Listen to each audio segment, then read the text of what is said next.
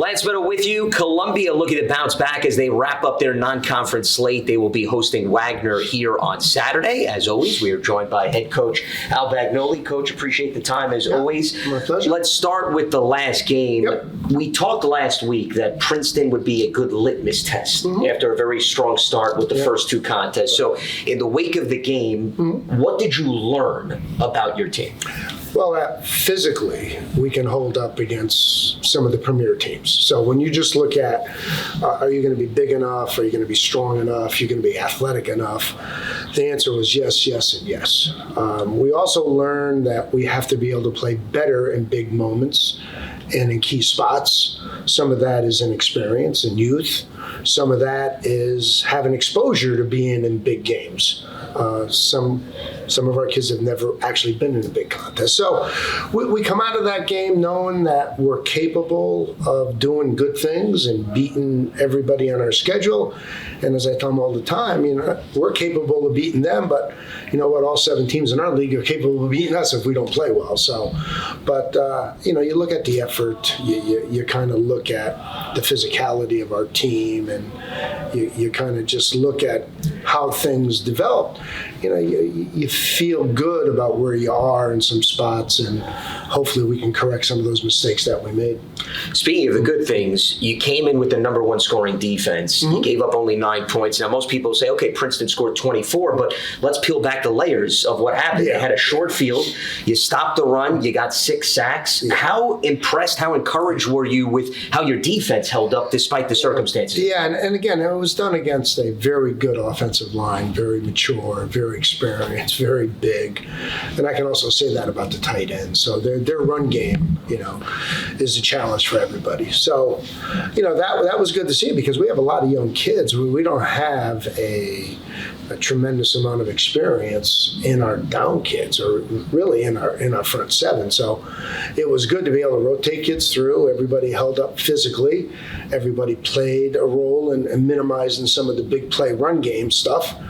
And, we were able to pressure the quarterback most of the time out of 4-man pressure, which is great against that offensive line. So certainly things you can build on, and certainly things that I think moving forward, hopefully will continue to improve and continue to give us depth and just continue to give us production.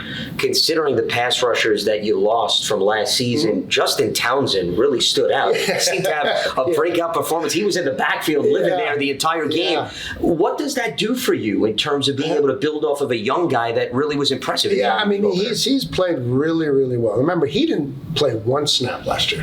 Yep. Never got on a varsity field at all. So had a really good spring, really got after it in the weight room, so he physically got better. But he was a high school running back that we converted to defensive end. And we kind of told him, he also played linebacker, so played some defense, but he was most noted as a running back. So, and the impressive thing with that game is most of the time he was going against their first team all-league offensive tackle. So it wasn't against somebody who's a backup, or he was going against an elite offensive lineman that probably will be an all-league pick again this year. So, that was really good to see, but it just kind of points to his work ethic, his ability to listen to coaching and execute what coaches are trying to tell him. And it's been a great story for us, and it's really helped us because, honestly, going into the season, we didn't know what kind of production we'd get from those kids. And certainly flourishing in the early stages of the season. So now you get a Wagner team, your last non-conference game. You look on the surface, they've lost 24 in a row going back to September 2019. They've had a very rough schedule, a pair of Power 5 schools.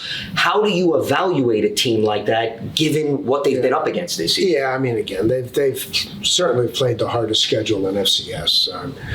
They've played Rutgers, they've played Syracuse, and by the way, they've also played Fordham.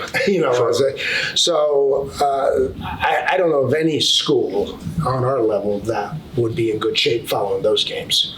So the one common denominator, and we've played plenty of NEC schools, and we've played Wagner in the past multiple times, is they're going to have athletes. They have athletes all over the place, disruptive guys on defense, explosive playmakers on offense. And so you've got to look past the one-loss record. You got to kind of look past the stats, because I'm not sure how anybody would fare playing the schedule that they've played. And you're not going to have 200 yards rushing versus Syracuse or versus Rutgers. That's not happening. And, defensively, it's going to be tough for you to hold up versus those two. And Fordham scoring 50, 60 points a game. So they've played 3 teams that, by anybody's standards, is certainly way above average. And they have nothing to show for it, but that doesn't mean they have, kids that aren't athletic or kids that aren't explosive or kids that can't disrupt the game. Speaking of disrupting the game, before I let you go, have you contacted Mother Nature for her to cooperate this Saturday after what you went through last week? I wish I had that kind of cloud. We haven't seen the sun all week, so you're trying to practice, and it's been damp and cold and cloudy. But hopefully, the extended forecast is better. Hopefully the sun will poke out its head on Saturday. Coach, appreciate the time as always, and best of luck. Appreciate it. Columbia hosting Wagner on Saturday, 1 p.m. Eastern kickoff. You can watch the game on ESPN+.